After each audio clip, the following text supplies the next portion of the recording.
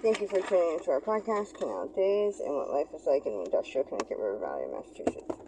I'm your host, Carrie, and joining me is Holyoke's very own local historian and creator of the historical tours of Greater Holyoke, Robert Cohen.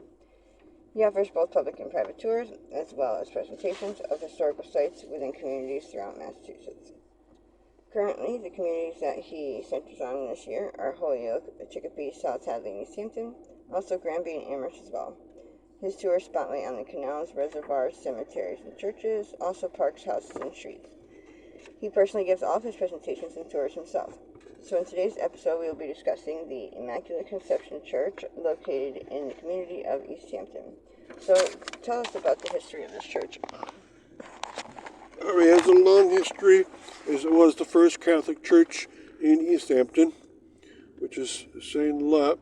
And the first wooden building of Immaculate Conception was erected in 1868. But that church didn't last too long. It had a fire, and right over that location, they built a new church, and that was in 1883. Right, so 15 years the small one lasted. In 1883, they had a new one going. Now, believe it or not, right after it was built, and before it could even be used, so within a week of it being built, it burned to the ground. That's incredible. So they had to build a new one, and that they did in 1884, and it was consecrated and made holy on August 15th, 1884. If you go to Adams Street where it is, you'll see it's a neo-Gothic style, of course. Now, this church itself served three different ethnic groups: the Irish, the French Canadian, and the Polish. The Irish would stay there. The French Canadians would end up getting their own church, and then the Polish would end up getting their own church too. And so were three Catholic churches going in Easthampton from about the early 1900s until only about 15 years ago. And then finally they came together. This church is now called Our Lady of the Valley. So what we're going to talk about today includes some of the pastors. We're going to talk about the campus of Rectory Convent School. And then we'll also talk about what cemetery is used by this church. So tell us about some of the pastors. Okay, the pastors. When this church was first absolutely made in 1868, it was a mission church of the Northampton Catholic Church. And the first pastor was a person named, last name Moyse. He was the pastor in Northampton. So the first true pastor that was considered thus the founder also was Jeremiah Toomey. And he is buried inside of the St. Bridget's Cemetery. And that's good, but I wonder this, because the date they give me for the cemetery's opening and the day of death for Jeremiah Toomey, well, he died in 1873, but then I'm getting the sense that the cemetery wasn't even ready yet. So I don't know what's going on here. But I'll figure it out at some point, and I'll write on my webpage what's going on. Now, the second pastor was Richard Donovan. The third pastor was Richard Walsh, and he is buried in the St. Bridget's Cemetery. The cemetery is known to be made in 1884 on Everett Street, right? And he was pastor of this Immaculate Conception Church from 1878 to 1914. That's 36 years. He's the founder of that cemetery, and he's buried within the priest cemetery circle at that St. Bridget's Cemetery. Now, you can see what I'm up to. Richard Walsh started the cemetery in 1884, and yet the first pastor, Jeremiah Toomey, is buried in that cemetery before it was even made. So I'm going to figure that out someday. The next pastor, the fourth pastor, Michael Ahern, and then a Patrick Doyle, who's buried in the second priest circle at St. Bridget's Cemetery. All right, so that's a list of some of the very older pastors. Of course, they've had some since. And quickly before we continue with the rest of our interview, just to fill our listeners in, for more information or to sign up for various tours, check out his website at holyokecanaltour.org. And there you can find videos and podcasts of the Stop Slanging Shore, as well as photos and text of the historical sites as well. And for private tours or other inquiries, you can email him directly at bobcat4214, capital B, at yahoo.com. And his tours make for fun, educational outdoor activities for families and group parties. So getting back to our interview, tell us about the rectory, convent, and school. Okay, the campus of the Immaculate Conception. If you go there, you'll see them around that area. And it's nice to walk around this beautiful area itself. Now, the convent is a little bit off to the right, maybe about 200 feet off to the southeast direction. It's right on Adams Street. It's an old house. It's 2.5 floors high. It's now residential, but it used to be the convent for the school. The school is easy to find. It's down the side street that's along the right side of the church itself. Just walk back there and you'll see it. That church, the school is from 1909. And the rectory also is there. It's off to the left-hand side of the church, also on Adams Street. And it currently is still a rectory, and so it's still being very heavily used. And I invite you to go there and walk around the grounds and see what it's all about. In the year 2010, together, 3 churches united, and they were Notre Dame de Bon Consul from Pleasant Street, and then the Sacred Heart of Jesus on Franklin Street, and then the Immaculate Conception, to make it into one church, Our Lady of the Valley. A great name because you get to see the cliffs of the Mount Tom Range in the background, so that's easier to come up with a name like that. So where's the cemetery used by this church? All right, so you can walk to the cemetery very easily. And in the year 2024, I'm giving a tour of the Sacred Heart of Jesus Church, the Immaculate Conception Church in Easthampton, and their cemetery, the St. Bridget's Cemetery. You walk on Adams Street to its northern end, and it curves around, and you're on to Everett Street. And that's where the old cemetery is, St. Bridget's. And you'll find there a lot of the pastors that have served for these many years. Now, I'm keeping a list on my webpage of all the pastors served and what years they served, and then when they died, what burial location they have. And I keep working on it, and you'll get to see a lot of these locations. I told you about that one mystery of where is that first pastor. Really, he has a stone at St. Bridget's. I think he's buried there. But he died like 11 years before the cemetery even started. So it could be he was buried right next to the church and they moved him at some point. Another mystery is why do they have a second priest circle for a priest that served the same church? So I want to solve these mysteries. So thank you, Robert, for educating us on your tours and historical topics of your expertise, and thank to our sponsors. And of course, we want to thank our listeners for tuning in, and check out a large selection of other.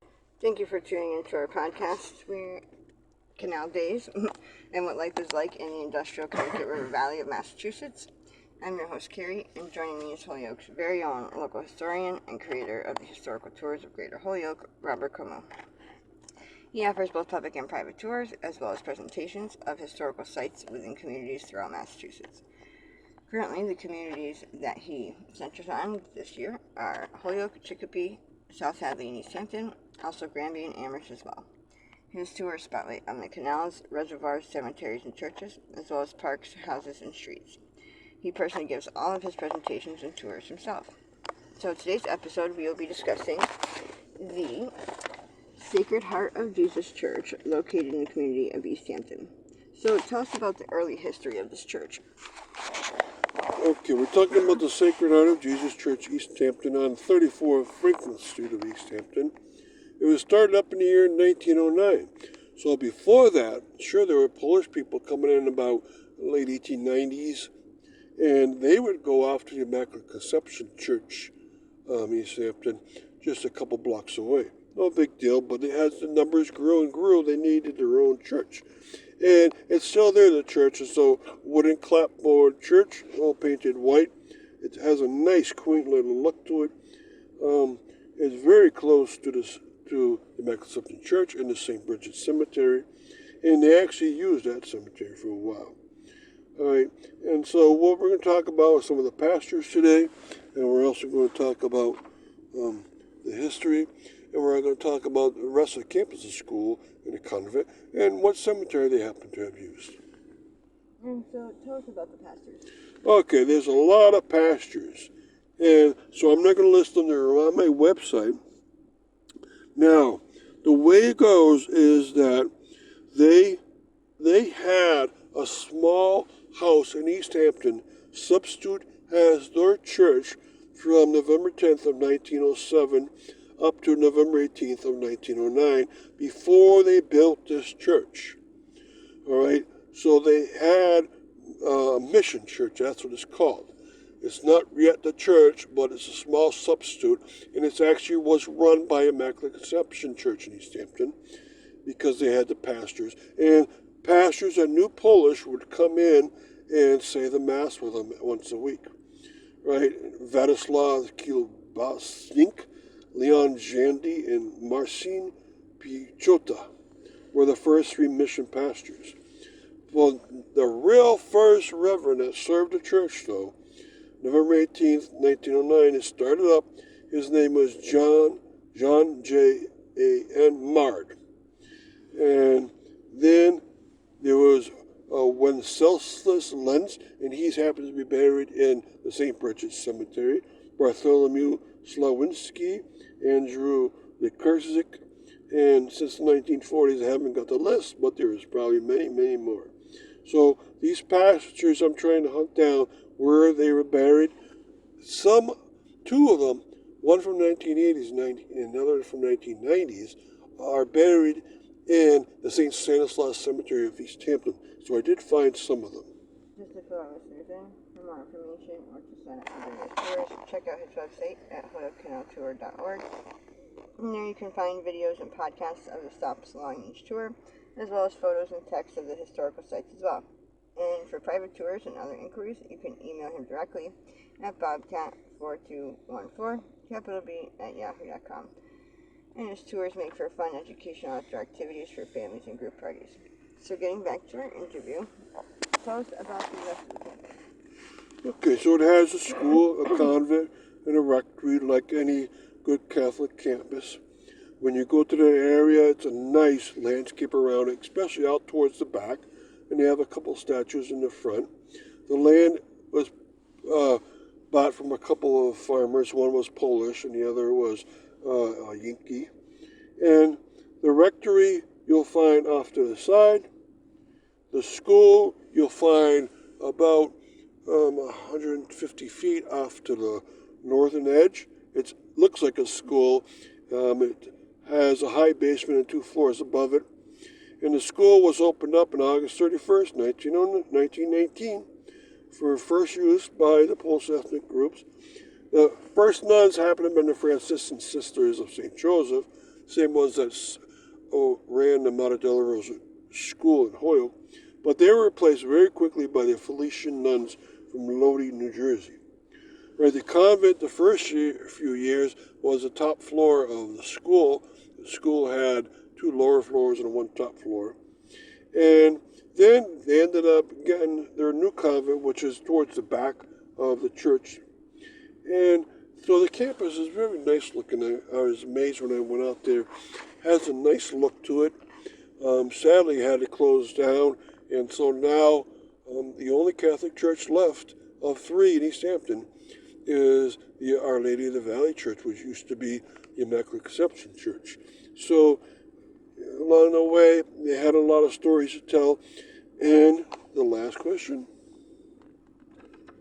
And where is the cemetery? Okay, the cemetery, if you can go in a straight line, the cemetery is about a mile away, but Easthampton never has straight streets. And so you probably have to drive about 2 miles at least to get there. It's a nice cemetery, and one of my podcasts and one of my tours this year will be about that cemetery. It celebrated its 100th anniversary in October of the year 2023. And buried there are a couple of priests, and also one of the very important superintendents of the cemetery is buried there.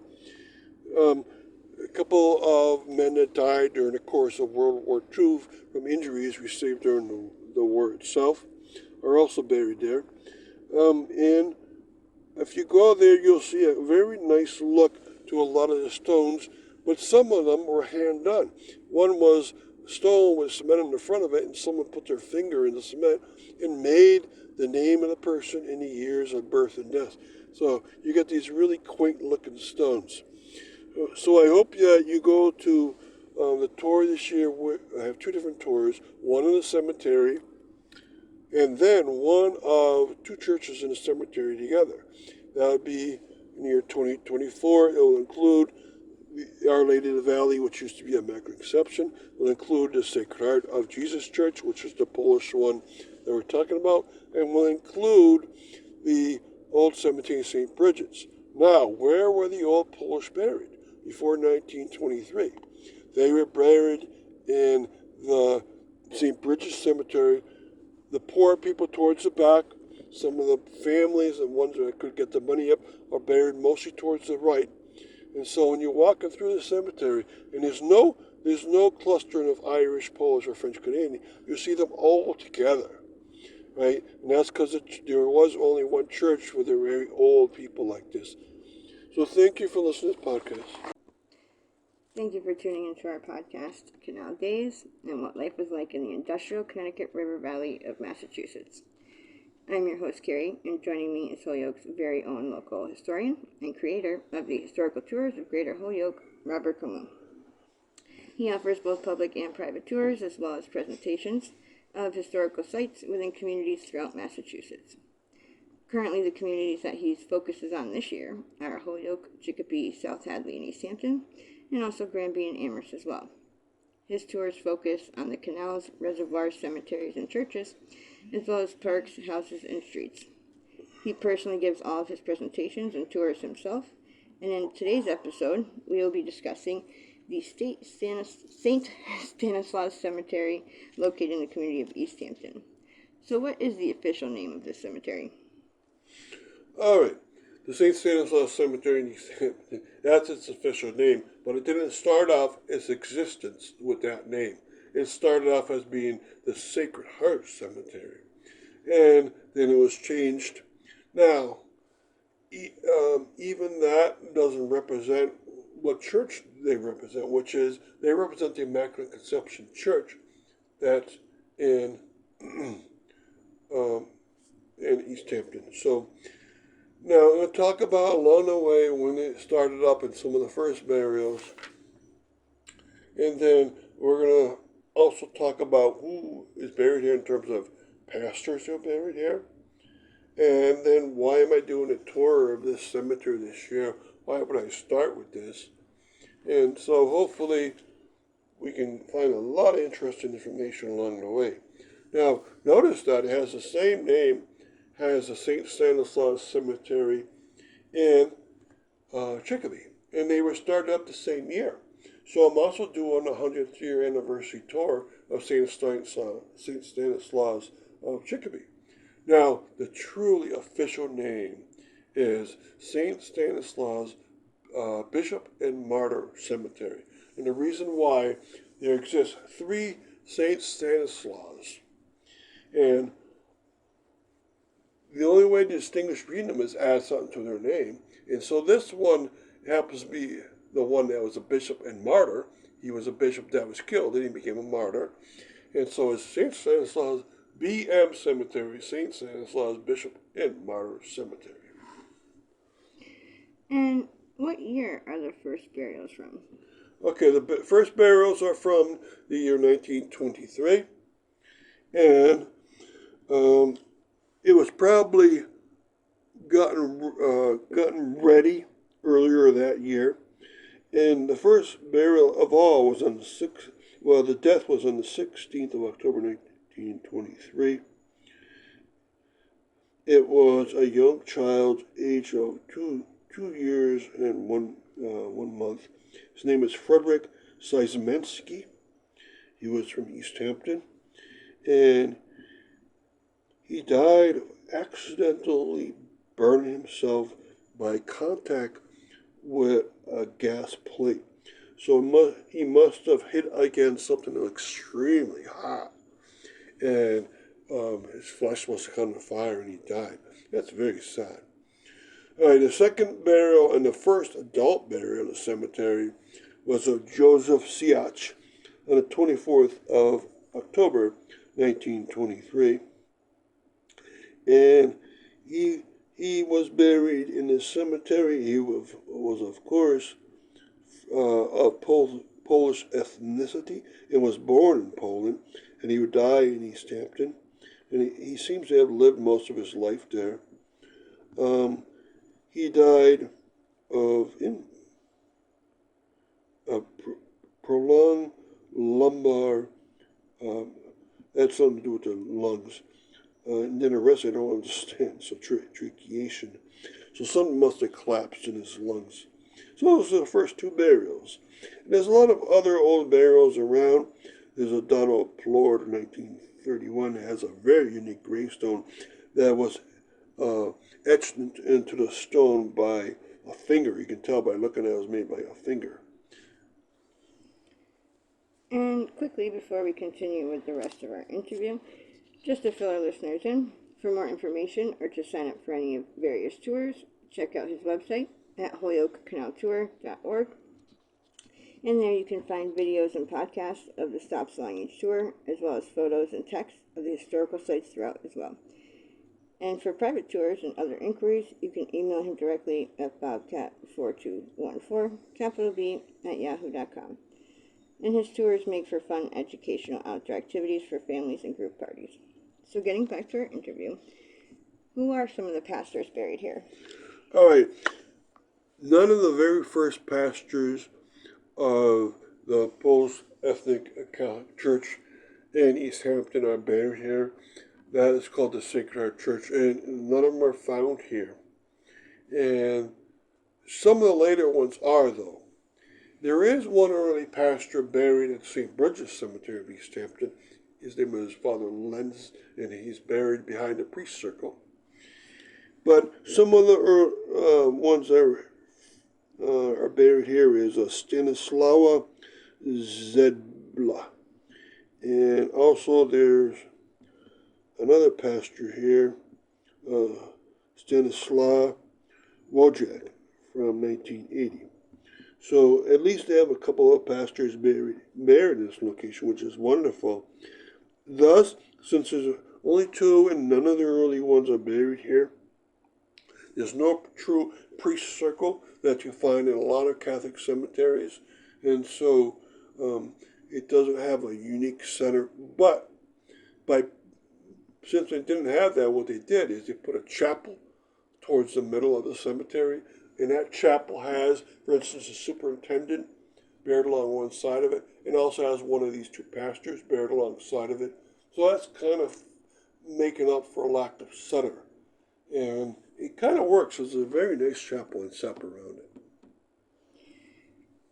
And why are you doing a tour here this year of 2024? Okay, it's an important year because it's the 100th year anniversary of the cemetery. It was started in October of 1923.